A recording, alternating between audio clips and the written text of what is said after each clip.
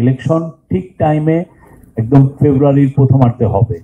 এখন অনেকে বলছেন যে হ্যাঁ জুলাই চার্টার নিয়ে তো অনিশ্চয়তা আছে।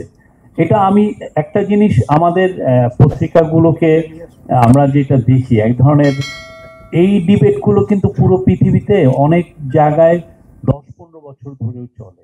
আপনার শাসনতান্ত্রিক ডিবেটটা আপনি কিভাবে করবেন, কোনটা আপনার জন্য বেটার, এটা আপনি একদিনে খুব কুইক ফিক্স বলে কিছু নাই।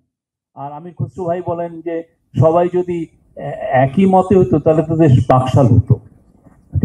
এই জায়গাটা না, দ্বিমত তো থাকবেই। আপনি আপনি একটা কথা বলবেন, আরেকজন একটা কথা বলবে, তারপরে এর দ্বিমতের ভিত্তিতে আমরা একটা কনসেনসাসে যে তারপরে একটা ডিসিশন হবে।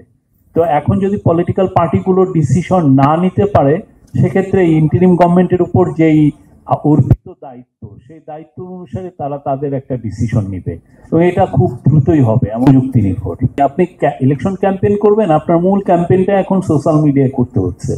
আপনি একটা মেসেজিং দিবেন, দেখবেন যে চিফ অ্যাডভাইজার অফিস থেকে আমরা বেশিরভাগ মেসেজিং পেজ সোশ্যাল মিডিয়ার মাধ্যমে দিচ্ছি। অনেকে বলছেন সোশ্যাল মিডিয়া নির্ভর। আমি সোশ্যাল মিডিয়া কেন দিব না? একটা একটা বড় ইংরেজি পত্রিকার সার্কুলেশন 8,000, আর একটা আমরা যদি একটা ভালো একটা মেসেজ দিতে যাই সোশ্যাল মিডিয়াতে, সেটা রিচ করে 1 কোটি লোকের কাছে। আমি তো সোশ্যাল মিডিয়া ইউজ করবই। আর এটা এখন মডার্ন লাইফে, এটার বাইরে আপনি কি চিন্তা করবেন? এই চিন্তার তো কিছু নাই।